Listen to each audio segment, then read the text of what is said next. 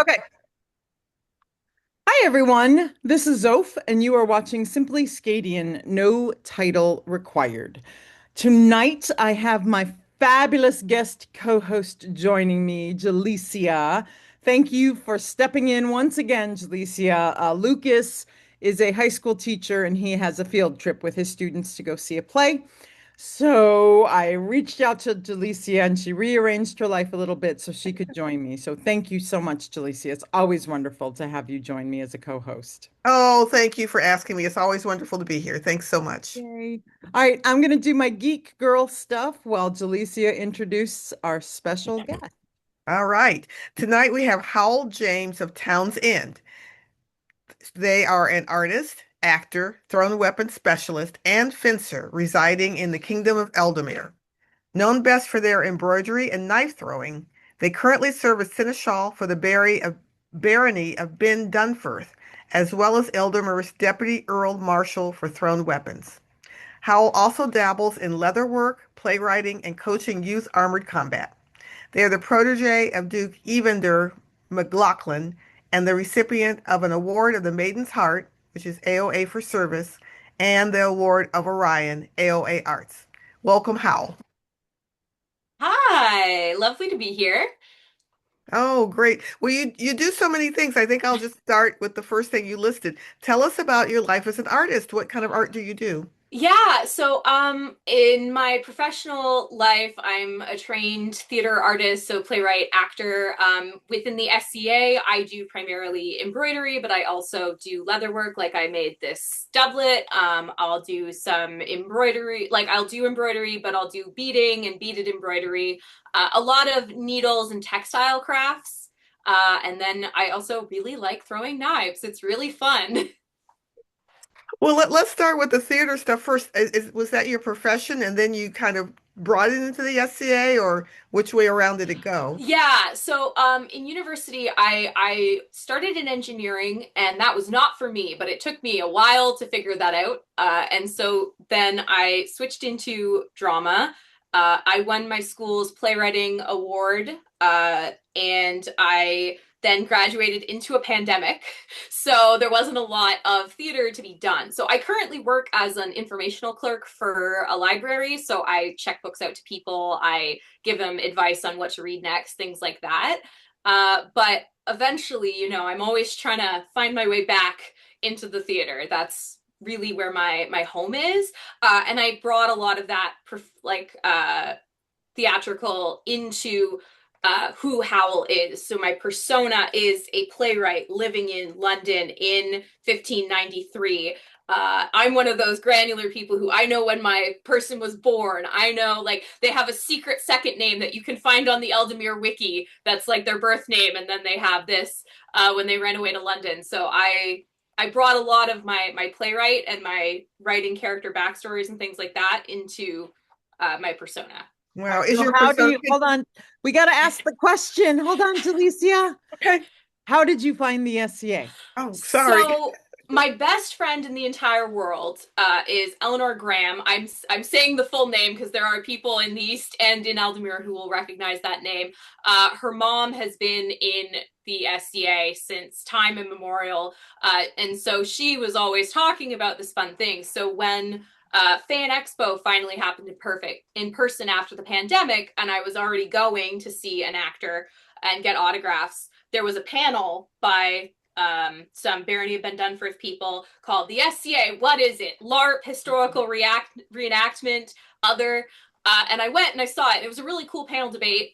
And I was like, oh no, I think I'm into this. And then we found the local group. We messaged them and was like, when do you meet? And we showed up, and the rest is kind of history. There was a year and a half long period where everyone knew my partner because my partner could go to events, but I was still working my terrible security job. So I was booked Saturdays and Sundays, noon to midnight. So nobody saw me except my local group.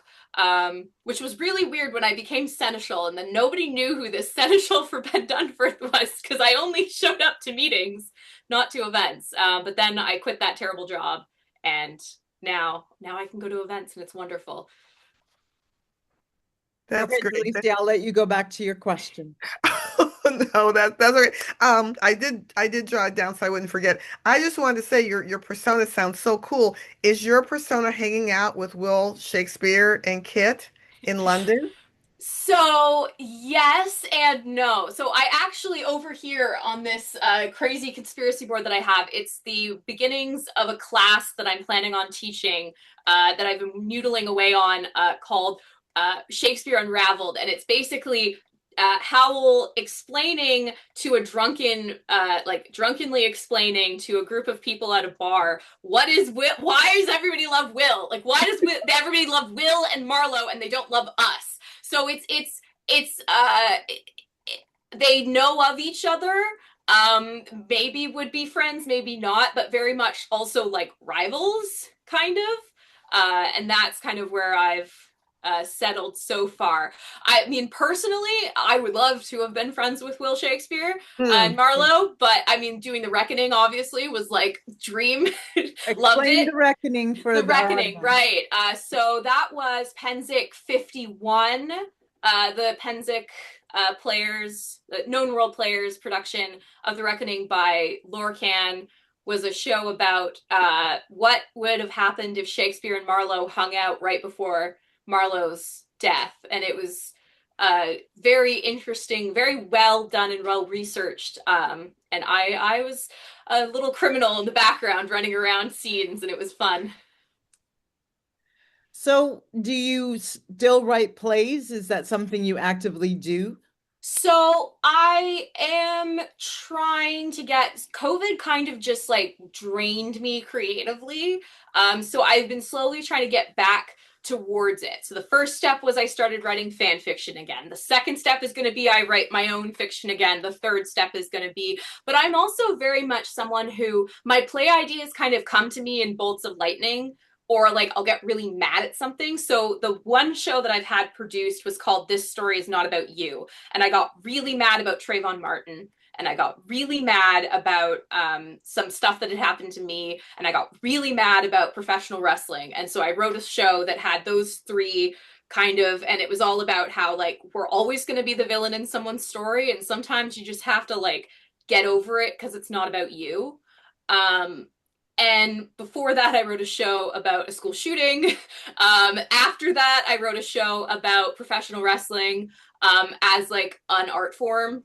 Because I was getting really annoyed once I started getting into professional wrestling. Everyone was like, "Oh, that's like kiddie stuff," and I was like, "No, these are people doing like SAG-AFTRA level stunts daily, like 365 days a year, and they're not unionized, and they should be." And very much just like I was like, this is a legitimate art form. They are telling stories, and just because there's one company that's kind of made it like into buffoonery does not mean that it's not. So I wrote a story, and that was the story that won the Saxon Prize for playwriting.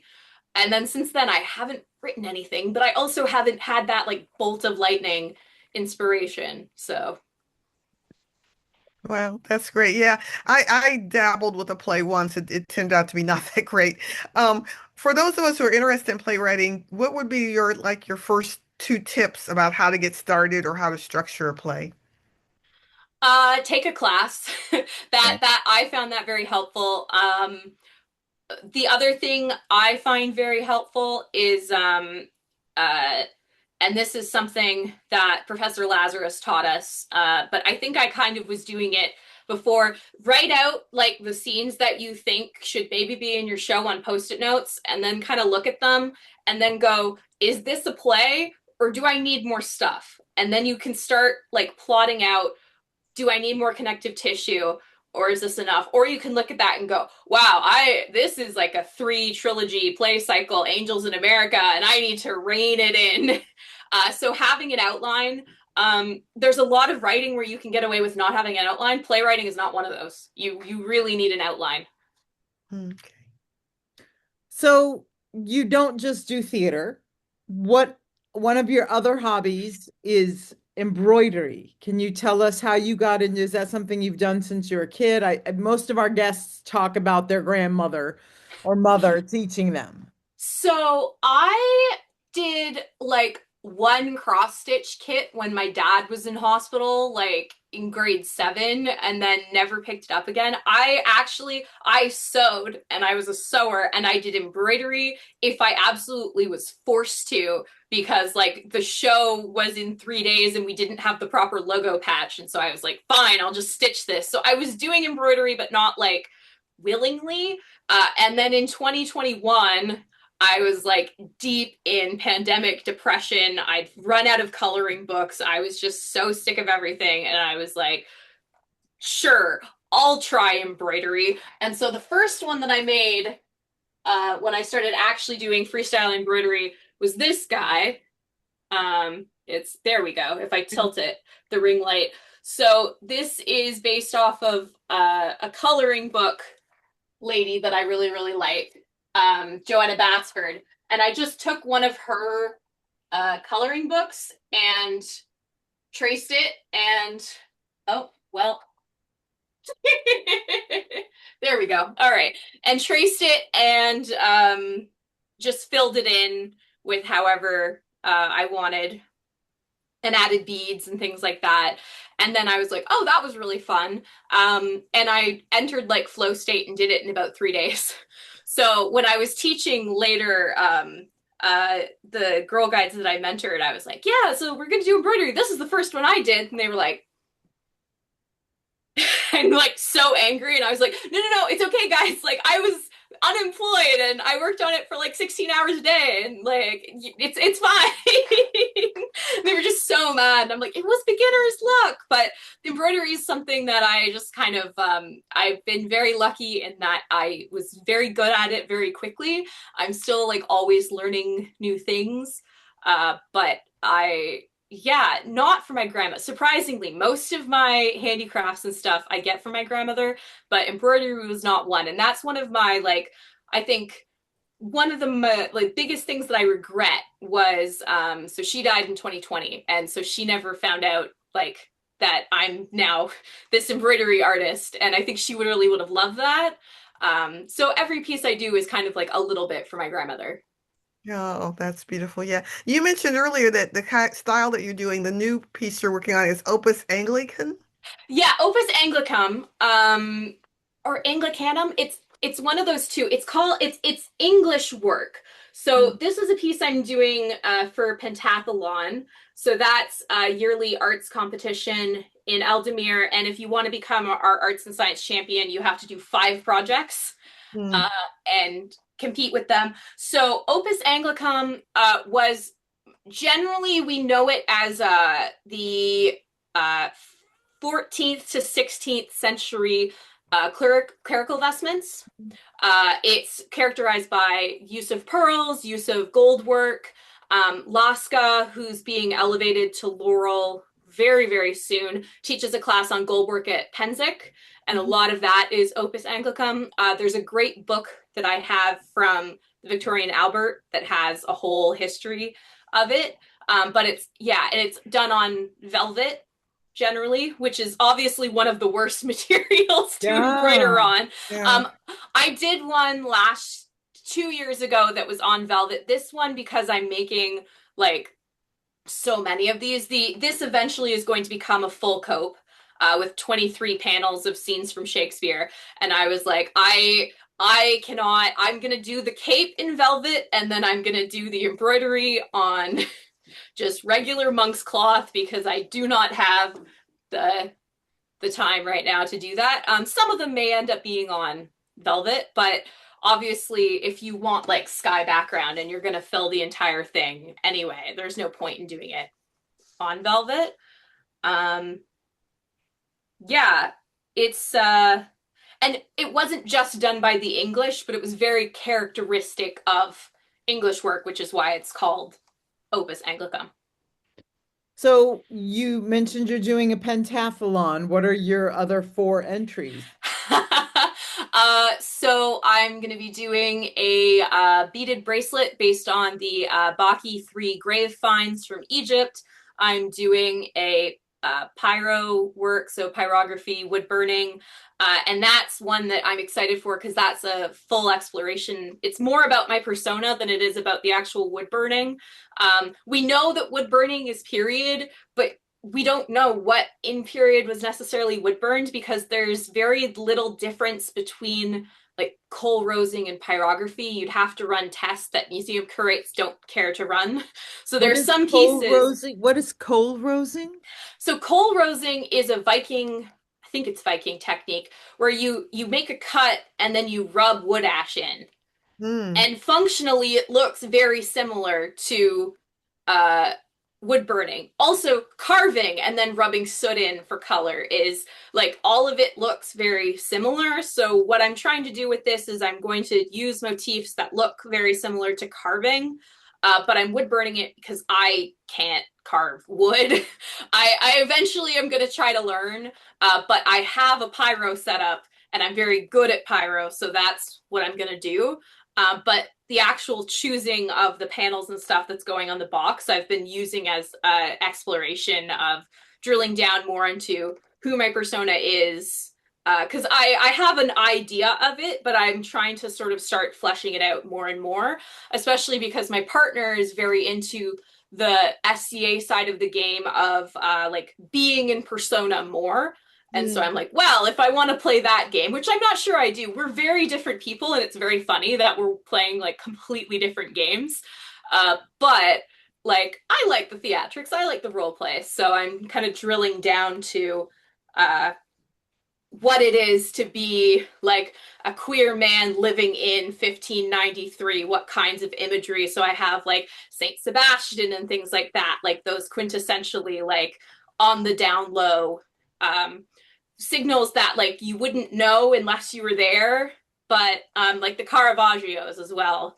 And it's like you don't know unless you're in that community that like Caravaggio is a symbol, right? And I've exploring never that even has been heard of really it. What cool. is Caravaggio? Well, so Caravaggio is an Italian painter, right? And he's done some Okay. amazingly famous.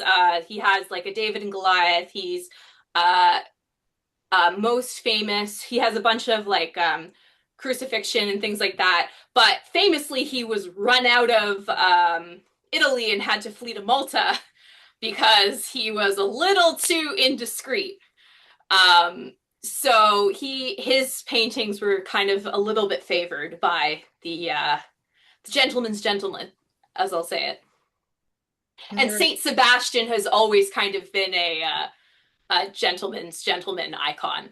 Okay, If so you've named two of three. So we have three of the entries now. What are the other two? Right. So one is a bardic. I haven't decided what I'm doing. Everyone's just like, Howell, you have to do a bardic. And I was like, oh, maybe I'll do. And they're like, no, Howell, you have to do a bardic. So I haven't picked what I'm doing. Uh, I've been known to memorize my monologue 2 days before the event and perform it, and the judges didn't always hate it. So that we'll deal with that when we come to it. And then the last is a Bollock purse that I made for Oberlin, which is my partner's alternate persona. So it's a red and black party color purse. So the split, but they didn't want it split one half, one half. They wanted it diagonal. So Oh, of it's course. diagonal split leatherwork in a Bollock purse. Wow. Wow, that's amazing. Okay, two questions at once. Why do you want to challenge yourself to do a pin? And does this include documentation for all of your entries? Yeah, so it includes documentation. I hate documentation. I every year, this year, I'm really focusing and drilling down into how can I write documentation that the judges will actually read.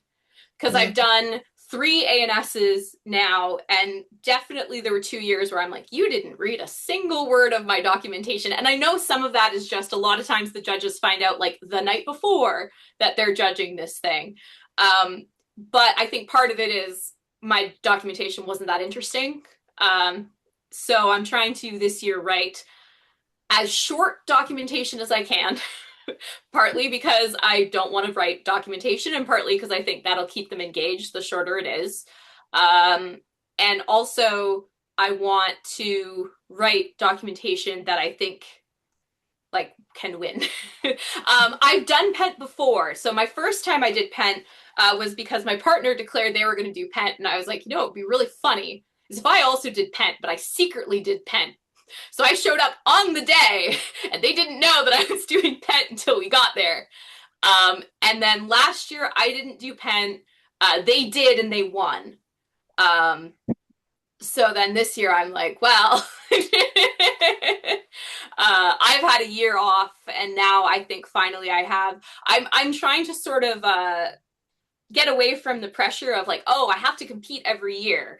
Like I think for me personally in my artistic practice, it's good for me to put in an entry every year, but I definitely do not need to do a full slate of pent entries every year, especially because so different kingdoms have different rules. In Eldamir, you can do any five. If you want to put in five pottery cups as your pent slate, that's fine. But you're probably Okay. not going to win. So there, you get points for how varied you can do. So if I have a year where I'm not feeling it and all I want to do is sew and that's all I want to put in, like I'm not going to try and force myself to do pentathlon. When I first started entering Kingdom A&S, I was like, oh, I'm going to do pent every year, and then I very quickly was like, that's silly. Like that's just silly. Um, it's interesting too because I know that there's like a lot of laurels or like, oh, like I want my dependents to do this and this and this, and I've actually sort of been in the process of I set myself a challenge. So I set an open challenge to Eldamir, and I was like, Eldamir, you have 2 years, teach me everything you can. And I made my challenge on the battlefield at Penzig 51. And so far, lots of people have taken that up and they've taught me many things. And part of that has been me trying everything so I can make sure that as I dial down and what I like, I haven't missed anything. I tried blacksmithing. It's not for me. I had fun, not for me. Way too hard on my joints. I've tried a bunch of, I tried dyeing fabric. Don't really like that. I tried weaving cloth. Love that. Can't afford to set up, but it was great to go to somebody else's house and try it on their weaving loom, things like that. And part of that was exploring like, do I want to be an apprentice right now? Do I want to take a laurel? And currently, what I've learned is no, I am fine being Duke Evander's protege. That is a relationship that's really important to me, and I've been learning a lot from being part of that household. But right now, I'm like, cool, I'm putting myself back off the market. And that's been a really interesting thing to kind of explore. So you mentioned that you are protege to someone. How did that relationship come about? Yeah, so it was murder melee in the meadow, and we're sitting around, and Evander's got his squires, and he's like, "Hey, Hessler, could you go do something?" And he said, "No." And he was like, "Really?" And he's like, "You should know all your squires are useless, dude." And so I was like, "I'm gonna have to take up heavy so you can have one useful squire." And Evander kind of glibly was like, "You could be my protege." And I was like, "Ha ha ha ha ha." And then I thought about it. And I thought about it for 6 months. And then it was Sale, which is our Christmas event. I proposed to him. So I made a scroll, and I handed it to him, asking him to be my pelican. And he read it, and he cried. Shh. And then he was like, yes. And like I'd had the whole household show up. So everyone was kind of like there, and for a minute he hadn't said anything, and finally someone was like, Evander, you have to say yes. He was like, I'm going to. I just want to have the right words. Yeah, so we'd camped with them. So we camped with them for Penzig 51, where Evander and Marion were actually king and queen of Eldamir for that Penzig. And we'd hung out a lot. We go to their house all the time, and it's a relationship that's very much like it's a friend. It's somebody who can stop me from putting my foot in my mouth, which is really great. It's somebody who can kind of like show me like the things that I'm going to stumble into, and I'll probably stumble into it anyway, but I like having a heads up. And it's uh, opened me, like, I was already friends with everyone in the household, but like being part of the household has made it very like, now it's not just that they want to help me, now they're obligated to help me. Are you his only protege? We call me the prototype protege. So I am his first and currently only protege. And so we're kind of figuring out what that looks like because he's had many squires. But obviously, this is a completely different Right. kind of relationship. So what is it? I mean, if you're a protege, then obviously you're dedicated to service. Yeah. So how does he help you in that realm?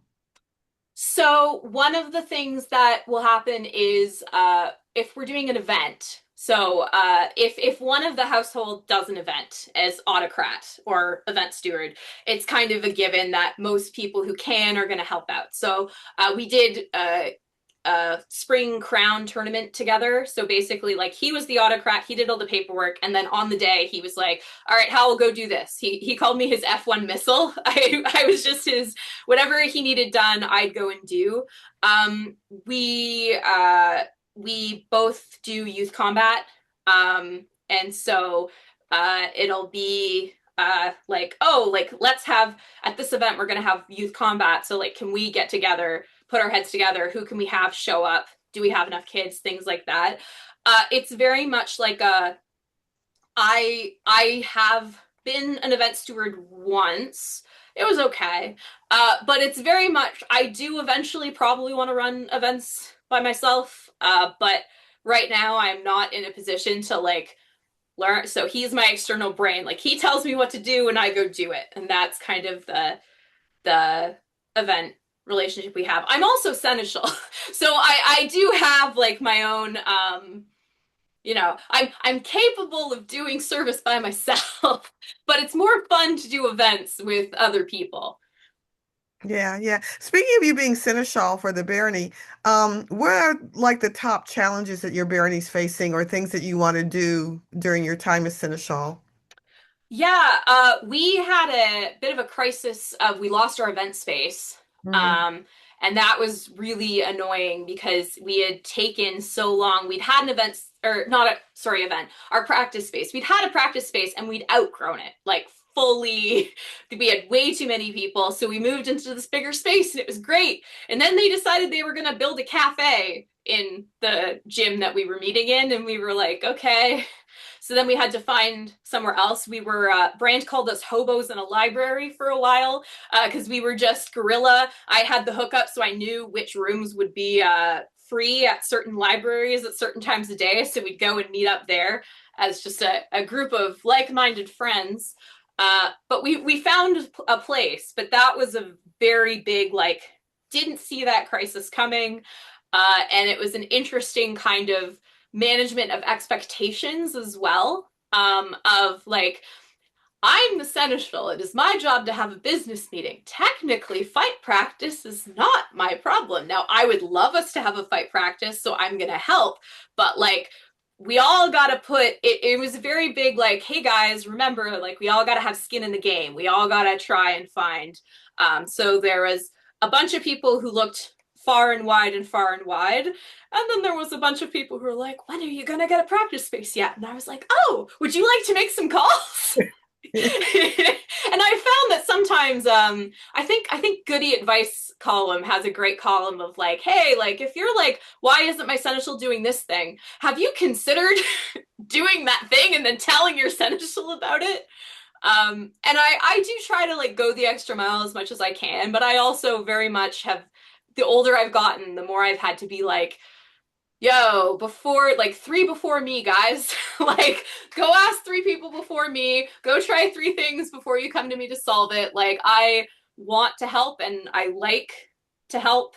But at the end of the day, like, we all gotta contribute. And I think that's a big thing that Evander's pretty big on too, is like, hey guys, if we want the SCA to work, like we've gotta we're very good, I would say, in Ben Dunforth about rotating around who in the Barony does different events. Nobody's like super got their claws on any one event. We're pretty good at rotating it around so people aren't burning out as much, because I think that's a big problem that faces most SCA groups Yeah. is So yeah. So where is the Barony of Dunforth located? Ben Dunforth is Hamilton. So Ontario is big. Yeah. And the baronies in Ontario are not geographically even, like, at all. So Septentria is basically like Toronto and everything north of Toronto. you have the Althing, which is everything east of Toronto, which is a giant geographical set of places, but really only three cities. Like really it's Kingston, it's Ottawa, and it's Brockville, and all the little guys. But it's huge geographically. And then you have Ben Dunforth, which is Hamilton. It's just Hamilton. We have like a little bit of Brantford, but that's it. And then there's a couple of others that are kind of the southwest Ontario. But Ben Dunforth is really weird in that like we're just one city, and we for being just one city, we've had a lot of dukes. We got a lot of dukes. We've done a lot of kingdom events. They gave us an augmentation of arms for our crest. They were like a semi of trilliums, 1 trillium for every kingdom level officer or duke you've contributed. And we stopped counting at 60. Wow. Wow. Yeah. Yeah. No, that's great. Now you also dabble in thrown weapons. Tell us about that.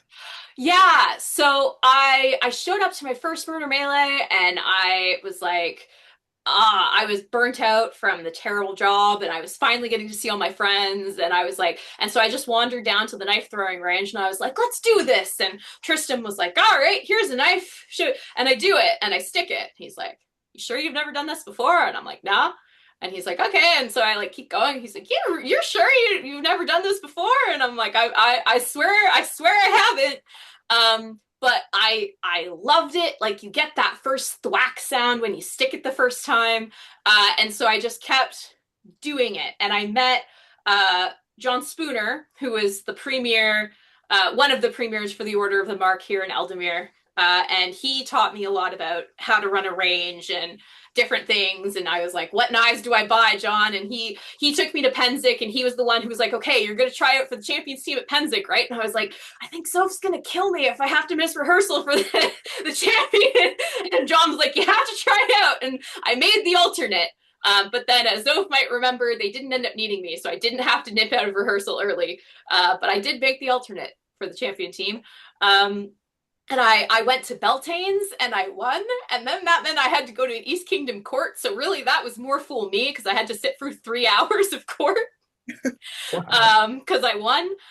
And it's weird because there is an argument to be made that like, well, do you like thrown weapons better than fencing because you're better at it?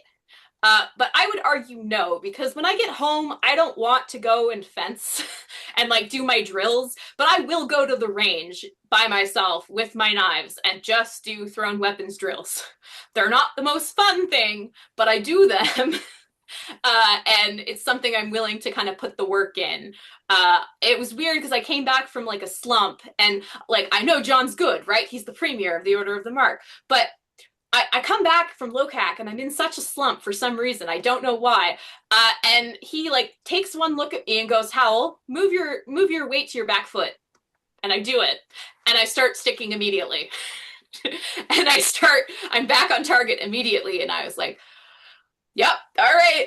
And every time we talk, I'm like, John, make me your apprentice. And he's like, oh, what can I teach you? And then tells me 3 drills I should be doing that I didn't know before. And what?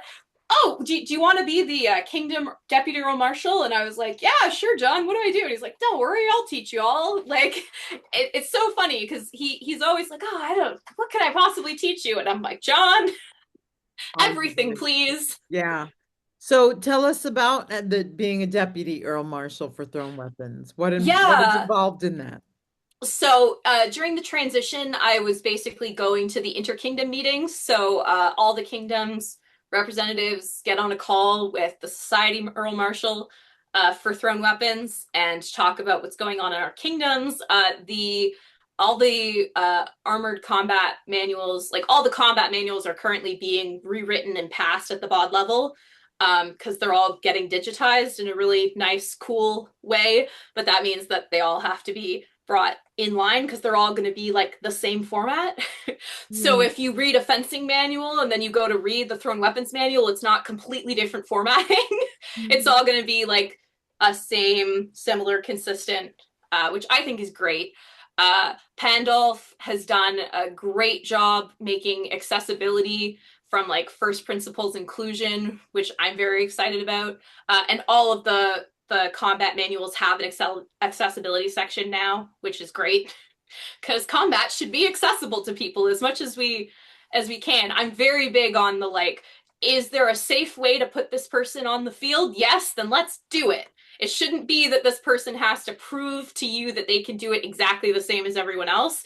We should be finding the safe ways for people to do things. So you're also into fencing. How did that come about? Stage combat. I was like, hey, if I learned like real fencing, I might be better at stage combat. Was really, and because we have weekly fencing practice in the Hamilton group, but like, so people come for the business meeting. We didn't used to have enough space for people to just hang out and do crafts. So it was kind of like if you wanted to stay and socialize, like you may as well be on the field. Um, and I have fenced some at Penzic. I like melees. They're fun. I have had a lot of like shoulder and elbow injuries lately. And so I haven't been fencing as much, but I fenced when I was in Australia. So I went to LOCAC and their fencing community is completely different. And I just like fell in love and was like, oh, okay. Like they do chair fencing, not wheelchair fencing, just like fencing while sitting in a chair. And there's an MOD out there who's amazing. I love her so much. And she'll just be like on the field and just call for her chair. And her assistant will come out and give her a chair and she'll fence that bout sitting down. And they've developed techniques where you can like get the full leg extensions and things like that. And they have kind of a gentleman's agreement of like, you know, if you're seated and your opponent is standing, they're not going to walk out of your range because that's kind of rude. And there's an agreement of like, if you start that match like seated, you should finish it seated. You're not just going to stand up in the middle.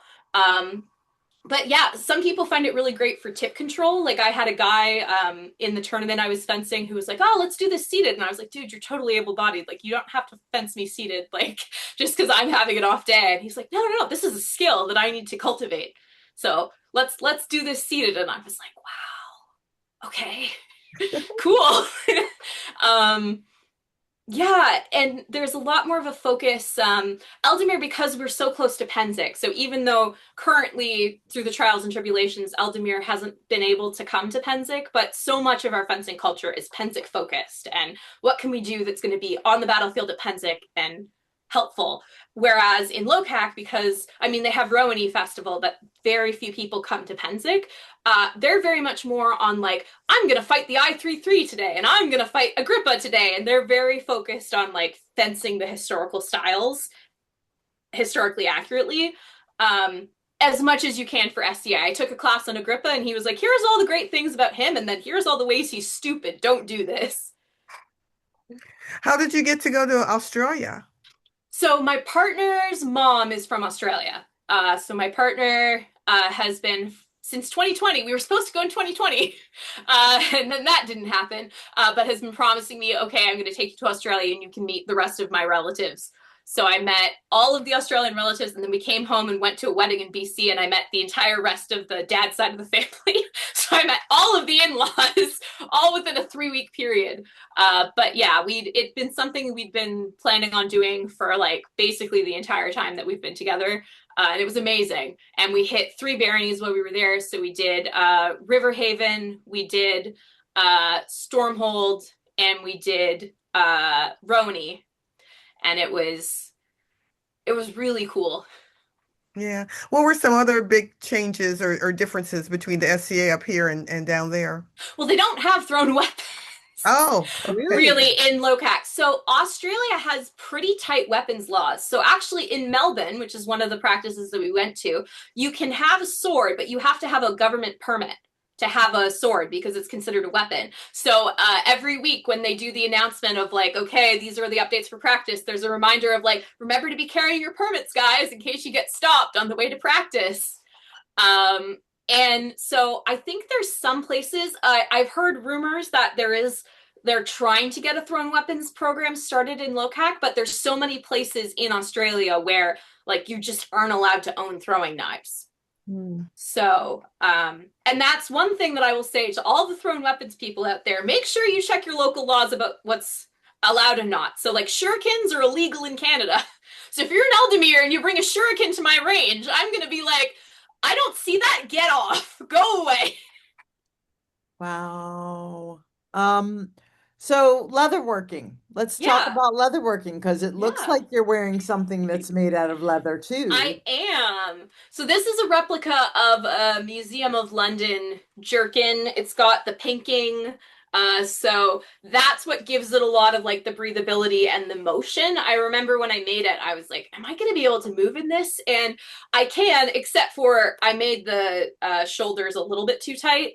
But without that, they'd be absolutely perfect. I started doing leather in university because I had a Letterman jacket. They're big at Queens. Everyone has the leather the leather Letterman jacket, but the guy at the sewing shop would charge you like $10 to put a bar on your jacket, and I was like, that is so no. I have 75 bars. I am not paying you $750 to put all my bars on my jacket. So I started with a sewing machine and a dream, and eventually learned that there are better ways to do leather. So in Hamilton, we have a leather shop. They're a great local shop, and there's a guy who works there who's actually a laurel in the society, and he's taught me a lot. We have two leather laurels in my household, so they've both taught me lots of things. Some of it has been trial and error.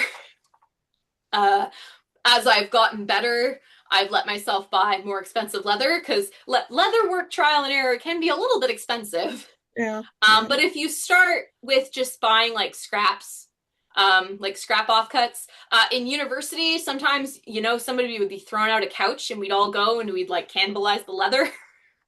And it's like, it didn't look that great, but you can, if you're just like trying to kit bash something together, you can just spray paint it and it'll be fine. Like it'll look great on the day, but if you actually want like leather clothes that you can wear and stuff, it is worth it to like buy nicer. But what I've sort of been doing is I'll make something in super cheap leather and I'll be like, yeah, I can make this. This is good. And then I'll buy slightly more expensive. And as I learn, I've let myself. And that's been a big, because I used to be the like throw all the money at the hobby. And leatherwork has been one where I've been like, nope, I'm going to very slowly and steadily invest in good tools, and I'm going to very slowly and steadily upgrade my level of what. So I used to work only in Chrome. I've started working a little bit in Veg Tan, but still Chrome Tan for things I can get away with. And as I go up, and I also try as much as I can to buy my supplies. If like there's an indigenous person selling a hide, I'll buy from them rather than buying from a bigger supplier. So I love supporting Tundra because they're a local supplier, but if I can get it from an indigenous supplier, I'm going to go with that as well. And that's just my kind of personal view on like reparations and things like that. But also supply chain, like knowing that like, this person actually went out and ethically hunted and tanned this leather and I know where it's coming from. I'm very big on leather as opposed to pleather. I am not like vegan leather is plastic, which is made from dinosaurs. So it's not actually vegan. But leather is one of the, like, for me, the single best things we can do for the environment. If we can't force the whole planet to go vegan, which is not sustainable and is not going to happen, the best thing we can do is use the parts of the animal that are not getting used. So we should be using all the leather that we have as much as possible because it lasts so long if you take care of it. Yeah, yeah. Did you use a special tool to make all those little pinking holes? Yes, so it's called a pinking punch in period, but nowadays that pinking specifically means like the triangles that you do with pinking shears.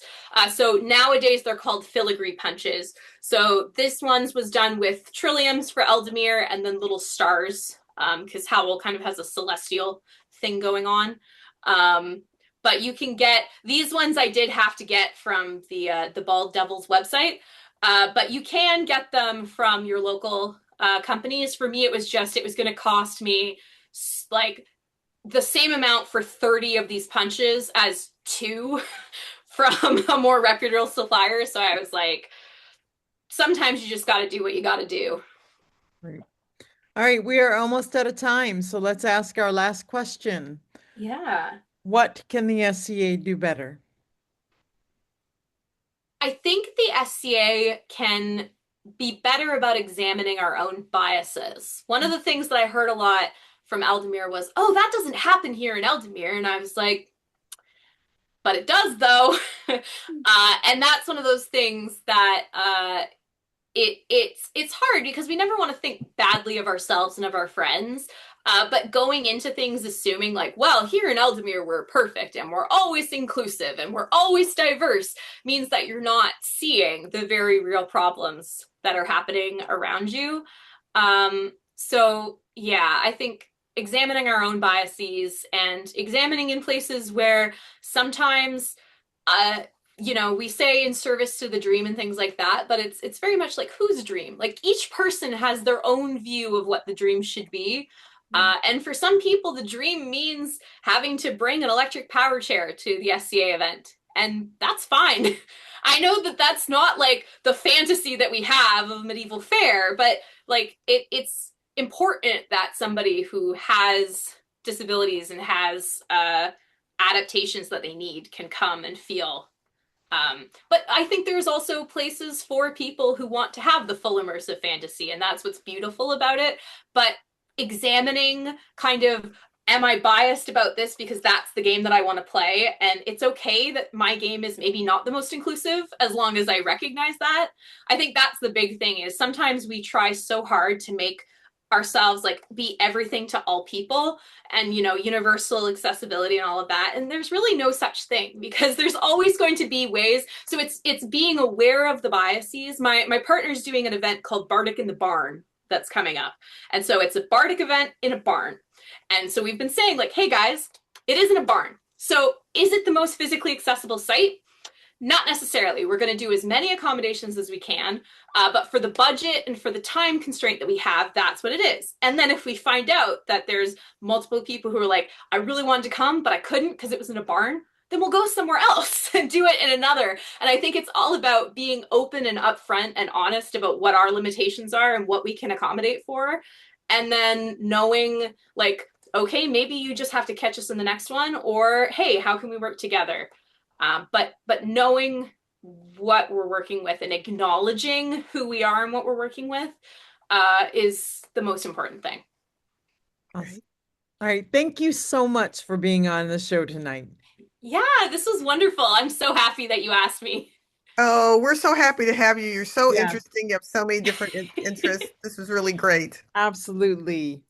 All right. We have been talking with Howell James of Towns End, and Simply SCAdian No Title Required will be back in 2 weeks. Have a good one.